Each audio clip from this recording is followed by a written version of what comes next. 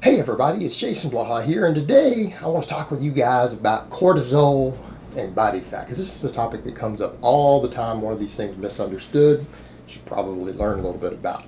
So, let me put on my +5 hat of weaponsmithing, work on skilled at my crafting a little bit, and let's talk about this. This is one of these areas of either bro science or pseudoscience that people throw out there all the time to sell products like Court Block and all sorts of stuff. They'll be like, oh, elevated cortisol makes you store body fat or belly fat, right? It's always about the belly fat. You know what makes you store belly fat? Surplus calories. That's what does it. It's not cortisol. In fact, cortisol is not even really a fat storage hormone at all. It's an energy mobilizing hormone. It's a stress hormone. The real concerns most of us have with elevated cortisol is that cortisol causes your body to break down both muscle tissue and fat tissue for fuel. That's our concern for body composition purposes with cortisol. But people have spun it off into this direction as this really negative thing. And yeah, there's some truth to the fact that really elevated cortisol might cause insulin resistance, meaning it could affect your insulin sensitivity, which might make you overeat. Right? Cortisol itself, just like insulin itself, doesn't make you gain fat on its own. Right? It's surplus calories, and these things can impact you in such a way that makes you overeat easier. Right? If something makes you hungry, or makes you lethargic, or makes you hungry and lethargic, that's what's going to make you fat, because it's calories in, calories out, and the data on that's overwhelming. You can't even create an argument against that anymore with the scientific models we have. You just can't. I'm sorry, you can't do it. You're going to look like an idiot. So, what's going on with cortisol? Why does it matter? Why do we care about it? What's the big deal? Well, the interesting thing is that cortisol is one of the biggest reasons that a lot of people think that they've stalled on weight loss, and they'll think, oh yeah, I've slowed my metabolism down, right? Because you'll see people who stall on weight loss all the time. They stall in their weight loss. They know they've been on really low calories, like they dramatically lower their calories quite a bit. Let's say a person's been losing weight on 2,200 calories, and then they stall just a bit and they drop it to 1,800, right? They drop it to 1,800 for 2 weeks and maybe increase their cardio, and they gain half a pound. What's the immediate assumption people have in this situation? Man, I've destroyed my metabolism. I just destroyed my metabolism. Well, actually, if you've been losing weight on 2,200 calories successfully, and then you drop to 1,800 and add more cardio in, even if you were doing none and you add some in, you actually are losing fat and muscle both at that point. You're probably going to lose both. And what's going to happen, your body's going to elevate cortisol. Why? Well, cortisol is a stress hormone. When you start increasing physical activity, cortisol tends to go up. When you get stressed, cortisol tends to go up. When you drop carbohydrate intake significantly, cortisol tends to spike up for a little bit as a result of it, because carbohydrates can actually lower your stress hormones, right? They lower your cortisol levels. A lot of times people say, well, carbs, cause water retention. They do cause water retention. Most of it's intramuscular, but they also inhibit cortisol production. So what happens? What happens is extra stress that you're putting your body under, the additional training, lowering calories, particularly letting carbohydrates or protein, either one start dropping down, will cause your body to produce more cortisol. It's more your stress hormone. These are things that blunt cortisol response to some extent. Carbs, protein, things like that. So what happens? Cortisol is your stress hormone. It impacts aldosterone and other stuff. Cortisol actually can cause an inflammatory response. It causes you to retain a little bit of extra water weight. So what can happen is that people think because they start holding extra water that they've stopped losing weight. Well, they haven't stopped losing fat. They haven't stopped losing even muscle tissue at that point. They're probably losing both. But they're not losing weight because their body is gaining extra water to compensate for it. Cortisol, again, stress hormones, is also how the body reaches homeostasis of different types. It's one of the hormones involved with homeostasis in the body, your body maintaining a balance. So what ends up happening, people can actually be losing weight more quickly. They could even speed up the amount of fat they're losing, but the scale stops. And then, if you just leave it alone, eventually it will go ahead and drop back down. And that's oftentimes heard it referred to as a swoosh by quite a few experts as a slang term. You swoosh water off. Then all of a sudden you drop 5 pounds overnight. Or within a 48-hour period, like you drop 2 pounds and drop 3 pounds the next day. That's when that water finally drops off. You didn't lose 5 pounds of fat in 2 days. Right? That's biologically impossible.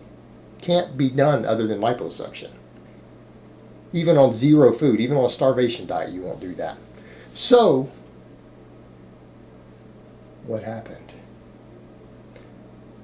The cortisol finally adjusts. But also, here's what happens. A lot of times you'll see people doing this, and you always hear people say, oh yeah, if your weight loss is stalled for a while, just increase your food. You'll start losing fat again because it'll speed up your metabolism.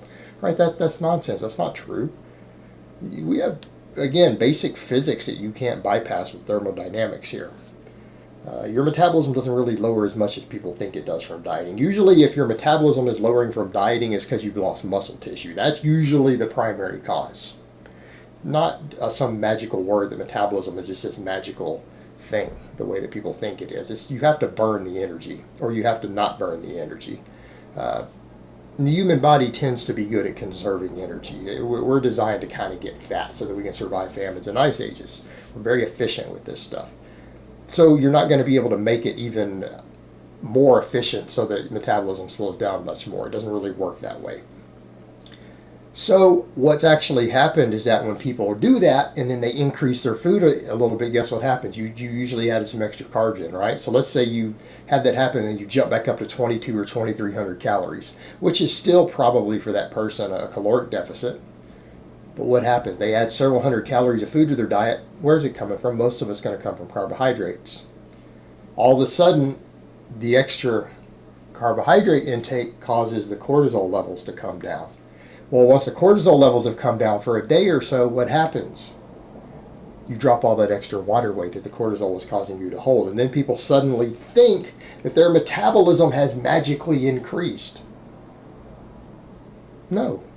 You just reduced the inflammation going on in your body that was making you hold water weight. It was just making you hold water weight. Right? And at the end of the day, this is the problem we run into with tracking everything with a scale always. A scale is a great tool. It can be a very useful tool, but you need to understand there's always going to be fluctuations in water happening in the body. In other words, there are lots of things you can do that will cause your body to drop a lot of water weight quickly, but it doesn't mean you've lost any body fat. Right? A lot of things you can do that can cause water loss. A lot of things that you do might make you hold on to a little extra water, but in no way is impeding your fat loss. And being aware of these things, just being aware of how these things work, the ebb and flow of these things, can be useful to people who are trying to lose weight or gain weight or anything else, of understanding what's going on in the body. What you need to remember at the end of the day, your calorie intake, your calories in versus calories out, is really what's going to be the single most important factor in your changes in tissue weight in your body, right? That's the single most important factor. And because you're dealing with different fluctuations in water weight, that's not always going to perfectly correlate on the scale the way that you hope it does. But if you know you're in a calorie deficit, or you know you're in a calorie surplus, and something isn't happening the way it should on the scale for a short period of time, it's fair to assume there's something like this going on. And understanding how something like cortisol plays a role in this can be useful for someone who's saying, okay, I know I'm in a calorie deficit, the scale hasn't gone down for 2 or 3 weeks. And again, what oftentimes happens is that panic mode people reach, where they drop their food intake slightly further, or they add cardio, and then they put on half a pound of water. And then that's where the freak out happens for people. Because dieting can be stressful. Losing body weight can be stressful in and of itself. And that freak out can occur with that, and then what happens? People start doing drastic things. So, that's a perfect example. That's doing something drastic because you perceive a stall in weight loss. Oh man, my weight loss on my metabolism muscle, and I need to drop my calories another 300 or 400 a day. Right? I need to cut another 80 or 100 grams of carbohydrates out of my diet. And then they do that, or they add an extra hour of cardio a day, and then the scale doesn't go down. In fact, it might even go up a tiny little bit. Then people freak out. Like they've already done something drastic, but that drastic thing you did in some cases can cause some extra water retention. There's stress hormones and things involved. And then, because you've already kind of caved and done something more drastic than you should have, and you got the opposite of the desired response, that can trigger a whole cascade of stress related to it. It can cause a whole host of other factors to kick in and you to do something even more stupid at that point, right? When the reality is, if you know that you're in a calorie deficit, you're probably just holding a little extra water for now. Give it a couple of weeks. It'll eventually taper off. When your stress hormones level out and you quit freaking out, all of a sudden you'll drop 3 pounds overnight. Right? It's just about these hormones and things. But no, cortisol is not a bad thing. It's a perfectly normal hormone. You need it for survival. You actually need it for even your fat loss overall. I mean, it's important for liberating fatty acids even from your fat tissue. It's not the enemy. Cortisol is not the enemy here. But, dramatically elevated cortisol can cause a number of problems for you that you need to be aware of. And again, this is your diet, your lifestyle, things like that can impact that. All right, guys, but that's really all I have to say on that today. I hope it's been informative, and I will talk to you guys next time.